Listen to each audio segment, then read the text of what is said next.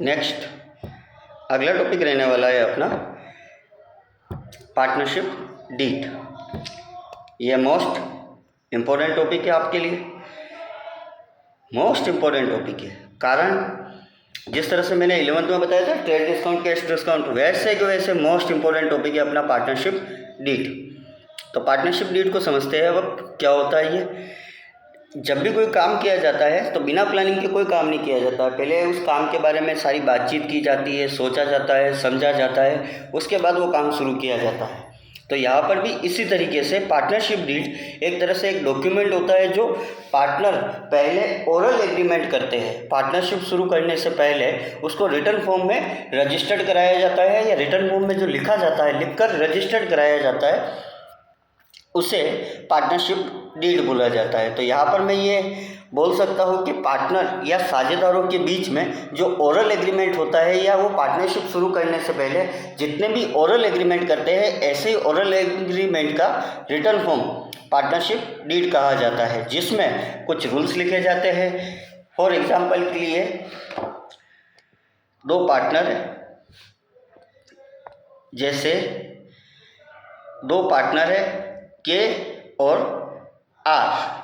अब ये दोनों मिलकर कुछ एग्रीमेंट करते हैं या कुछ ओरल चीज़ों को फिक्स करते हैं। फॉर एग्जांपल, के कितनी कैपिटल लाएगा या पैसा लाएगा, आर कितना पैसा लाएगा, बिजनेस कौन सा करेंगे, कौन क्या काम करेगा, किसका क्या शेयर रहेगा, कौन कितने घंटे शॉप पर बैठेगा या बिजनेस में हेल्प करेगा, किसके क्या काम रहेगा, किसकी क्या चीज़ें ड्यूटी रहेगी, ये सारी चीज़ें जो ये पहले ओरल एग्रीमेंट में फिक्स करेंगे, इसी को किसी पेपर पर लिखकर रजिस्टर्ड करेंगे, उसी को कहा जाएगा पार्टनरशिप डीड। तो यहाँ पर पार्टनरशिप डीड को सिंपल से वे में बोलेंगे, पार्टनरशिप शुरू करने से पहले पार्टनर जो ओरल एग्रीमेंट करते हैं, इसी का रिटर्न फॉर्म कहा जाता है पार्टनरशिप डीड या साझेदारी सल्लेख। फॉर एग्जाम्पल, हिंदी में साझेदारी सल्लेख मीन्स साझेदारों के मध्य हुए मौखिक समझौते का लिखित स्वरूप क्या कहा जाएगा, साझेदारी सल्लेख। तो यहाँ पर ध्यान रखना है कुछ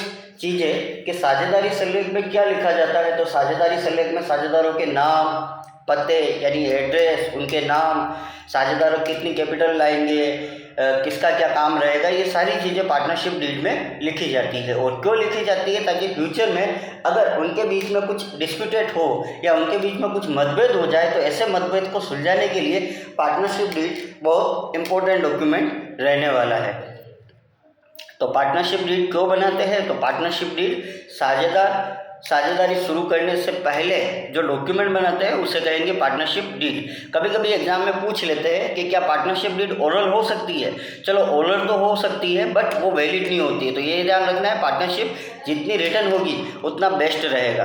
फिर इसके बाद आते हैं अपन अगले टॉपिक पे कि अगर मान लो पार्टनर ने किसी कारण से पार्टनरशिप डीड नहीं बनाई या पार्टनरशिप डीड नहीं थी और उन्होंने अपना बिजनेस शुरू कर लिया, और उसके बाद कुछ दिनों बाद उनके बीच में कुछ डिस्प्यूटेड हो गया या उनके बीच में कुछ मतभेद हो गए, तो ऐसी कंडीशन में अगर वो दोनों एक दूसरे पर केस करते हैं, तो यहाँ पर पार्टनरशिप एक्ट का जो 1932 है वो रूल्स एप्लीकेबल हो जाते हैं। कब, किस कंडीशन में, जब साझेदारों के बीच में पार्टनरशिप डीड नहीं होगी। तो जब साझेदारों के बीच में पार्टनरशिप डीड नहीं होती है, तो ऐसी कंडीशन में 1932 पार्टनरशिप एक्ट के रूल्स एप्लीकेबल हो जाते हैं। और ये रूल्स 4 है, याद रखना है। और ये कब कब एप्लीकेबल होंगे, ये चारों रूल्स तब एप्लीकेबल होंगे जब साझेदारों के बीच में पार्टनरशिप डीड रिटर्न फॉर्म में नहीं होगी। अगर उनके बीच में रिटर्न फॉर्म में है तो उसमें जो लिखा गया है वो रूल्स एप्लीकेबल होंगे, और अगर वो रिटर्न फॉर्म में नहीं है, ओरल एग्रीमेंट में है, तो ऐसी कंडीशन में यहाँ पर पार्टनरशिप के ये चारों रूल्स एप्लीकेबल हो जाएंगे। इन चारों रूल्स में अब बात कर लेते हैं किसमें क्या रूल्स एप्लीकेबल होने वाला है। फर्स्ट, अगर साझेदारों के बीच में पार्टनरशिप डीड नहीं है तो उन्हें सैलरी, कमीशन, बोनस, रेम्यूनरेशन कुछ भी पेड नहीं किया जाएगा। फॉर एग्जांपल, के और आर ने बिजनेस शुरू किया, इनके बीच में पार्टनरशिप डीड ओरल फॉर्म में थी, बाद में कुछ ऐसा लड़ाई झगड़ा हुआ और ऐसी कंडीशन में आर कहता है मुझे सैलरी चाहिए, के कहता है सैलरी नहीं दी जाएगी, तो यहाँ पर कोर्ट का फैसला के फेवर में आएगा, क्योंकि के ने 1932 का रूल्स फॉलो कर रहा है। तो फर्स्ट रूल्स हो गया अपना 1932 का कि पार्टनरशिप डीड या साझेदारी संलेख नहीं है तो साझेदारों को वेतन, कमीशन, बोनस, पारिश्रमिक नहीं दिया जाएगा। Second rules, profit and loss will divided equally, और अगर साझेदारी संलेख नहीं है या पार्टनरशिप डीड नहीं है तो इनके बीच में जो भी लॉस या प्रॉफिट होगा वो हमेशा जितने पार्टनर होंगे उनके हिसाब से 1:1 के रेशियो में बांटा जाएगा या इक्वल बांटा जाएगा। फॉर एग्जांपल अगर 100 रुपये प्रॉफिट होता है तो 50 रुपये के लेगा, 50 रुपये आर लेगा, अगर इनके बीच में पार्टनरशिप डीड नहीं है। और अगर पार्टनरशिप डीड है और उसमें मान लो कोई रेशियो है जैसे 3 और 5, तो ऐसी कंडीशन में जो 3 और 5 रेशियो है उसमें प्रॉफिट या लॉस को बांटा जाएगा।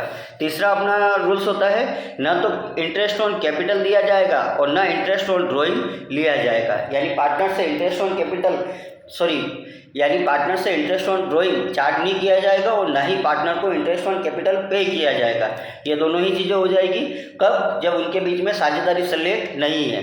लास्ट चौथा रूल्स है, अगर कोई पार्टनर फर्म को लोन देता है तो ध्यान रखना है, यहाँ पर लिखा हुआ नहीं है, मैं लिख देता हूँ 6%, यानी अगर कोई पार्टनर फर्म को लोन देता है तो उसको 6% पर एनम की रेट से इंटरेस्ट दिया जाएगा। अब ये 6% फिक्स रहने वाला है अपना, ये भी कोर्ट की तरफ से या 1932 का जो सेक्शन है उसमें फिक्स रहता है। तो यहाँ से आपको इन चारों रूल्स को मोस्टली याद रखना है।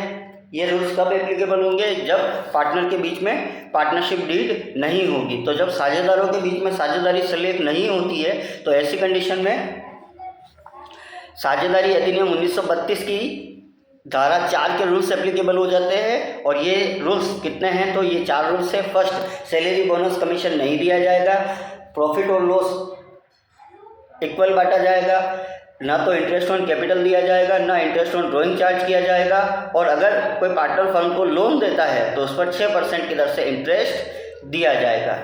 नेक्स्ट, अब आ जाएंगे अपन इस चैप्टर के सारे प्रैक्टिकल टॉपिक पे।